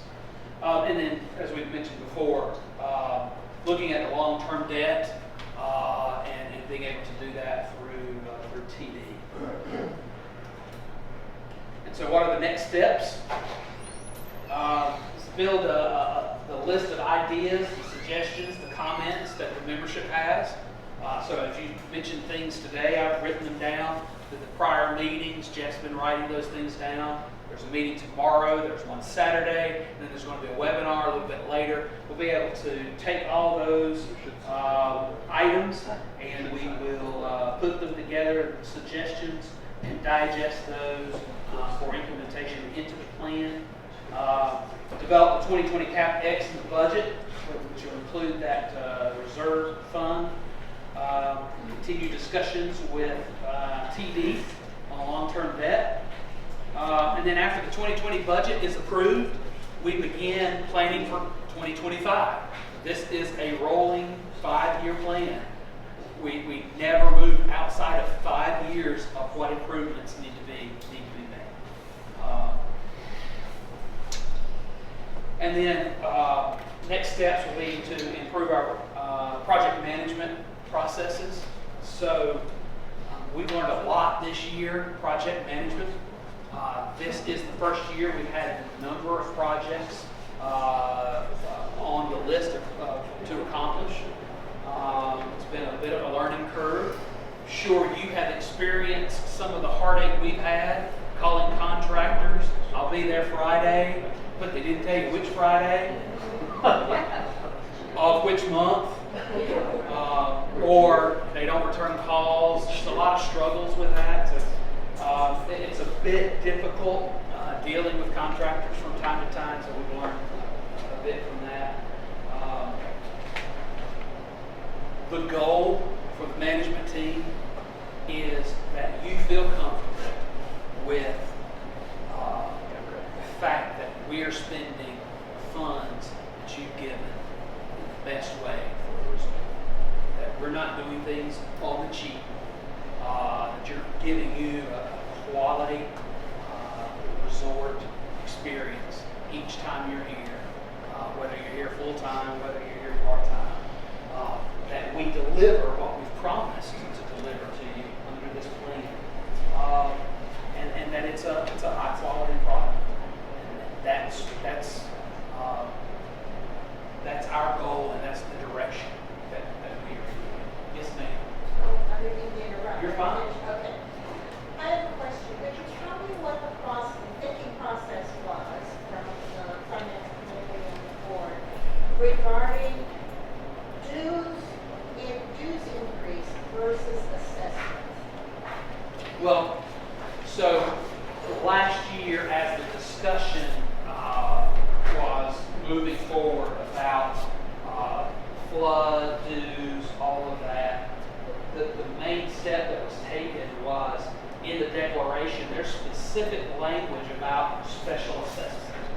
And we took that language, we sent that to our attorney and said, here's what we're looking to fund. We've had all this damage from the flood. Here's under the declaration, the definition of what a special assessment is. Do we do this as a regular assessment, or do we do this as a special assessment?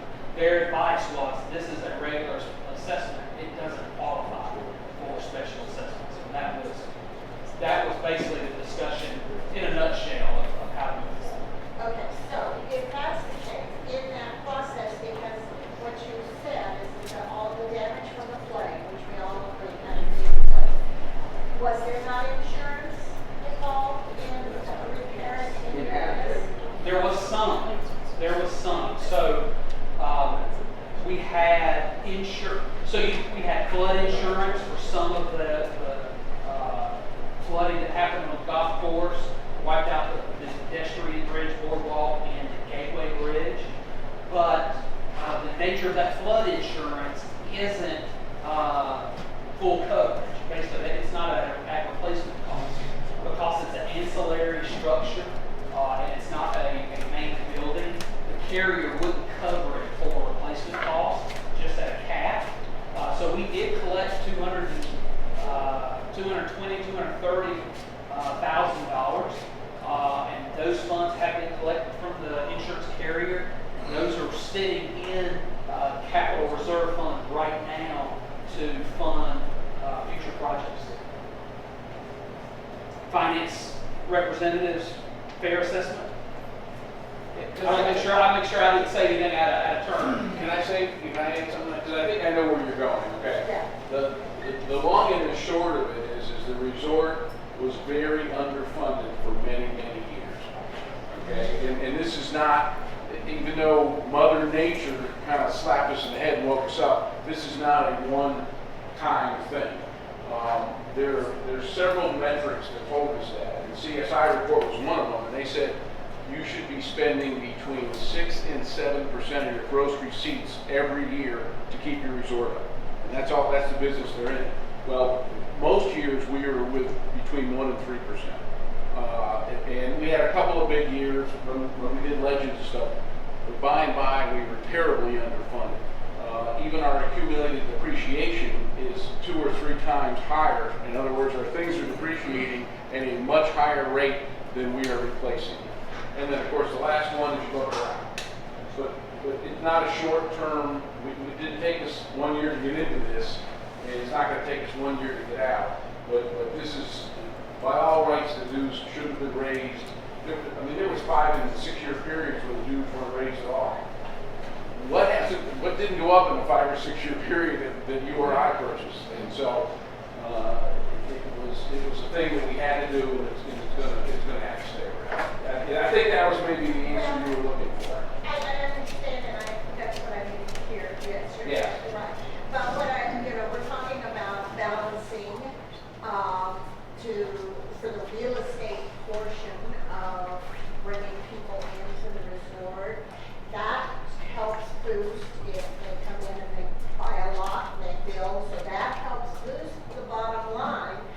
But at the same time, are they going to say, these dues are way too high for us to handle?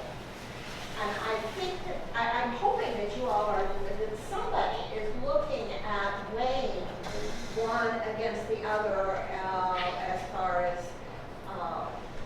increasing more people into the resort buying and in the real estate, and whether or not.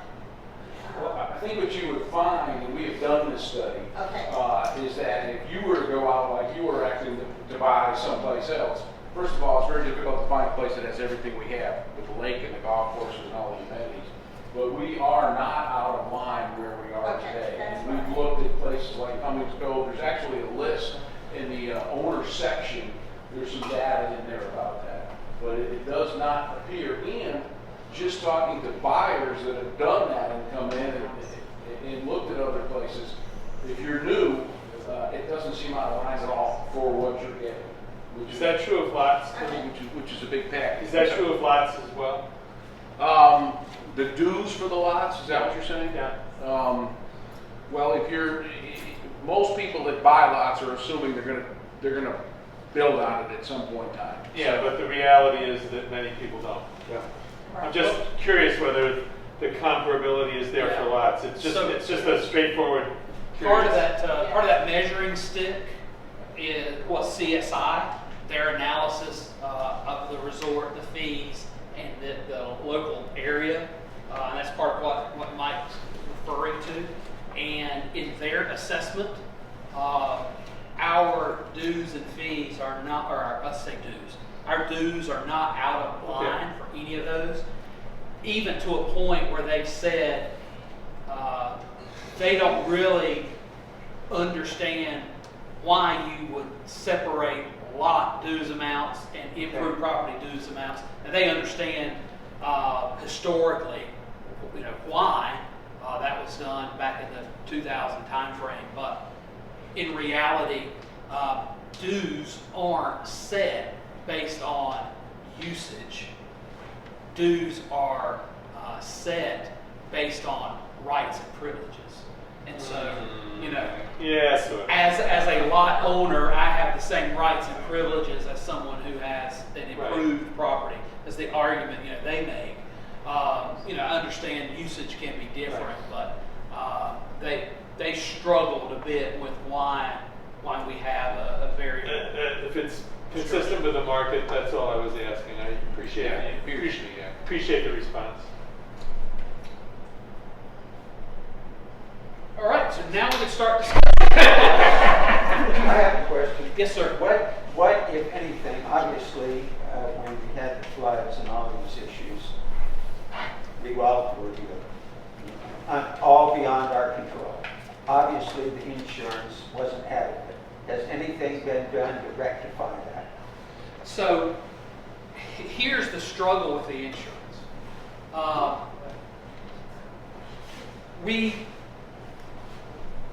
If this building was in a flood zone, you can get flood coverage for this building at basically the full replacement cost. The struggle is when you try to insure some ancillary structure, especially when it's on a golf course, which is prone to flooding. So to get a bridge or a boardwalk or something like that that's on a golf course insured for flood coverage, it's extremely difficult to get. With our current carrier for last year, we were able to get some coverage. And so we could get $100,000 of coverage for the pedestrian bridge and boardwalk. We could get $100,000 coverage for max for the Gateway Bridge. But the way they fashioned that policy, that's the max. They will not give you full replacement costs. So when we went, that happened in October. At that time, we were evaluating carriers for a new policy. At that time, our current carrier said, well, by the way, we're not offering that coverage anymore for the flood ancillary, what I call the ancillary flood coverage. We had our broker who contacted 6 other major carriers, and basically all of them told them the same thing. We quit covering that type of structure years ago. We're not going to cover it. So we're self-insured. Pretty much, because here's what they did find. They got us one carrier that would cover, like our pedestrian bridge. The premium was $40,000 a year. My comment was, we could take $40,000 a year, put it in the reserve fund, and we'll have that thing covered in about 5 years and be done with it. And all the insurer was doing is basically throwing out a number saying, if you want coverage, we'll give it, but it's not going to be something we want to cover. We shop our property casualty coverage every year. We're in the process of doing that now, and we'll try to get that type of coverage again in place, but it's not likely that it's going to be at an affordable rate. Thank you. You're welcome. Yes, sir.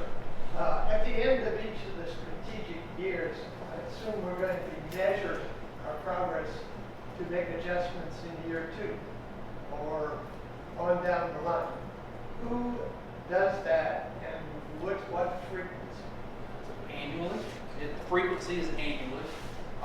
It'll be a process through management, finance committee, and in some ways the budget committee play a role in that as well. I would actually say, not to say you're wrong on anything, but finance and the board look at these projects every meeting. Yeah. Every month. And we scrutinize them, and some of them have been moved, like Ball Mountain Lake, and it's pending, but that document is looked at constantly, and at least by finance and the board at every meeting. I mean, without making a lot of changes in it, yearly we'll do it, but it's looked at a lot. And then whatever good things you can adjust down the line, you Right. can do. Yes. Yeah, And things will come up. I mean, this is a roadmap. Sometimes you get from here to Well, there, the and whole you take this cycle road. is a rolling cycle. The advantage of that is to learn by the experience and adjust accordingly. Mike, is there still, the finance committee, does the finance committee still have that capital project review process? Yes. Yeah. There's a whole process that was put in place a year or 2 ago when I was on the committee, and the major projects are specifically monitored by the finance committee in conjunction with the board of management to look for, are they getting all the bids? Are they, have they done due diligence? Did we get the results? I mean, just assessing each project as they go. Yeah, and that process includes finance committee representatives, infrastructure committee representatives, management representatives, just to kind of make sure that loop is closed from the entire Yeah, they did project that for process. the bridges. Correct. Yeah, so kind of just because a budget, a 2020 capital spending budget is approved by the board of directors, doesn't necessarily mean management is then able to charge ahead and take care of everything. The point is there's still another process in there where each of those major projects are evaluated, and basically financially we're looking at it as well to make sure that there's still funding available to go through that and to make sure it makes sense. Yes, sir. 2021, there's 3 big projects, 250,000, one of which, one of these roads, et cetera. One of the 3 is expand member docks. I was under the impression that the city of Lake Lure had a lockdown on expanding the number of docks. Correct. But there's hope on the horizon.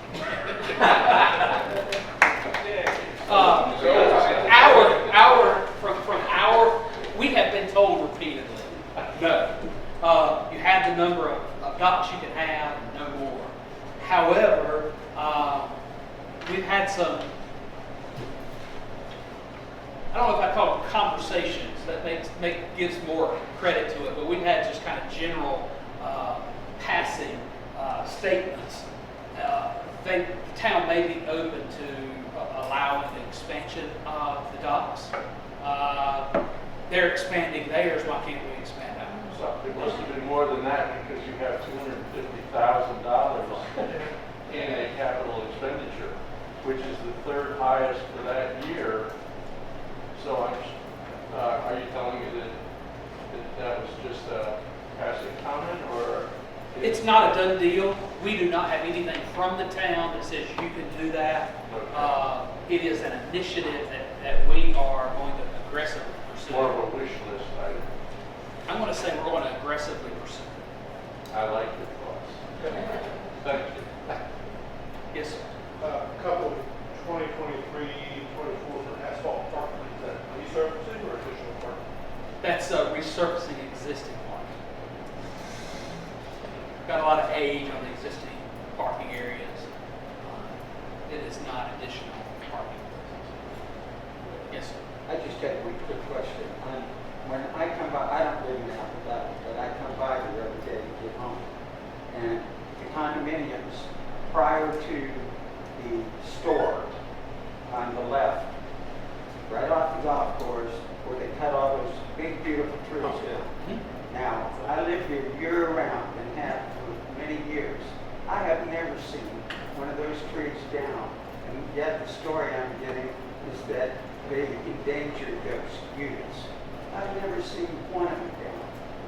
So, just to point out, those are timeshare. That's a timeshare association, a timeshare unit. But actually, I have a picture of a tree that fell, that hit the unit, that caused damage. Pictures of trees that were leaning toward those. Regardless of that, those pine trees were permitted by the ACC to be cut, but that timeshare association has also presented a plan to the ACC to replant trees, something other than those gnarly pines that are there. I think the number is upward around 20 trees in that area. They are just waiting to do that in the fall of the year when it's better time to plant. But I can understand the skepticism. Well, I mean, all I know is I can't cut anything on my property, supposedly, any greater than 3 inches. And I see these trees. You can with a permit. You can with a permit. So the ACC has kind of stepped back from prohibiting the cutting of pine trees.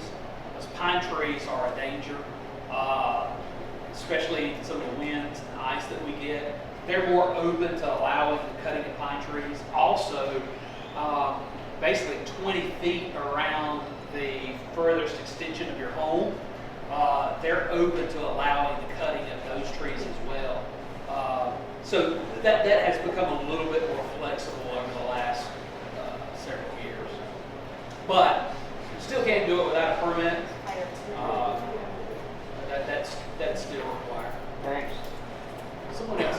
Yeah, I just got a couple of comments. First of all, regarding the changes that occurred in the last year or so, kind of at a high level, I think what was done with the bridges is the kind of thing that we should do in the future. You know, we didn't just replace them. Those bridges are better, they're sounder. Yep. And it makes the place look so much better. You Yep. just drive down toward the wellness center, and you know that that's a nice area now. The bridge before, even though it was standing, was rickety. It looked bad. You know, now at least it looks nice and It was solid. You don't have sinking, little too. dips and little dip at the end. Yeah, I was gonna say, I feel much more comfortable standing under this bridge than I did the day I was down there with the engineer when the wood bridge was there, and I swear dirt and timber fell on me. But That was a good part. that's kind of goes back to the culture thing. Yeah, that was first class. Now, another point, which is a negative, a really, really small one though, and my wife said she wouldn't let me back home unless I brought it out, but the gym. Yes. That gym flooring is the most atrocious, grossest thing I've ever seen in my life. It's the worst gym floor. I use gyms all the time. It's the worst one I've ever seen. To wait 2 years to do that is terrible. Now, people that don't use the gym say, oh wow, so what? You don't use the gym. No, it's a big deal. Everybody that comes here gets a tour of the wellness center. You open the doors and you see this torn up floor. That's the We're first talking thing about you the see. workout, the weight area, is that what you're talking about? No, you walk in the weight area, and then you got to go into the gym. And everybody says, oh, look, we have all this machinery. You open the door, you can see about 10 or 15 tears in the carpet. There's a stain about 2 feet around that's right there in front of the door. It's been there for 2 years. It looks horrible. And what's made it worse now is this pile of rust that you brought up. Now, the weights are all over the place. They're completely covered with rust. I don't know what you do, but you see that from the front door. And the exercise machine, the rowing machine, the entire wheel is rust. It's solid rust. So if you bring somebody in, I mean, I came in with the expectation, because I use the gym, my wife uses it every day almost. I came in with the expectation that, well, okay, they're going to fix this. And it really needs fixing. The rug for sure, ASAP. People go in there all the time. You know, and if you're looking to buy a place, even if you don't want to use the gym, it's just an indication of how the place maintains its property. I've gone in with WD-40 to try to lubricate some of that machinery. Oh, it's before horrible. the gym. It's horrible. It is not well I got done. my own machinery in my basement because I can't even use that Can stuff. I come to your place? Yeah, I got a spinner in there. Robert, I agree with you. At least I made a note. At least the small stuff. It's yeah. a cheap fix. We'll look at it. See, that's a doctor. Why aren't we just doing that? If it's that bad. Yeah, when you get into the equipment, it gets a Yeah, little bit Well, more. this is the flooring. The flooring. The flooring shouldn't Well, be bad. there's nothing on the equipment, so I assume that's being done. It was nice that you painted in the gym, because there were scuffs on the walls that had been there the entire time we've been in. The ceiling was nasty, where you could see stains around the skylight, so the painting was nice to get that done. Yeah. But you're right, the floor is. And that's part of that ongoing preventative maintenance that I mentioned earlier, having facilities maintenance go through and hit these areas every year and be able to take care of that. Well, you brought the equipment up earlier about the condition of the heat and air system that caused all the rust. So Yep. that probably accelerated all that in the equipment. It did. Yeah. So, Yes, sir. Back to natural beauty, James. Yes, sir. I'm from New Jersey and I lived in Massachusetts. And tent caterpillars are a huge problem when you let them get out of control. And I mean, to the point where Woody, you may remember this from Connecticut, they wouldn't let you go out of the house at night for a while. After they DDT'd you with these things. Is there any plan, broader plan on insects or whatever? Because those things are nasty, and they're not kudzu, but they'll kill everything around it as soon as they get going in a couple of years. Maybe they'll kill some cuts. Well, no, they won't kill kudzu. But I mean, Tent caterpillars. Yeah. So when you go out, you see the tree, you see that what kind of looks like a spider web. Big dents. I mean, there's a lot. We've been coming here a long time, as you know, and there's a lot more, they weren't here at first, but it's way more prevalent now, and they spread, it's a geometric thing, it's not just a add-on every year. Too bad the Bears don't. Yeah, I get it, man. Or, I just or too bad wondered- they don't eat kudzu. That'd be- Yeah, I guess I'm asking whether there's any long-term pest control in the capital plan, because, and you know, on the governance committee, the whole thing was, what are we doing to protect the resource? And so I'm just wondering whether that's something you all might consider. Yeah, I'll add it to the list. So we- Yeah. I don't know what it costs, I don't know any of that.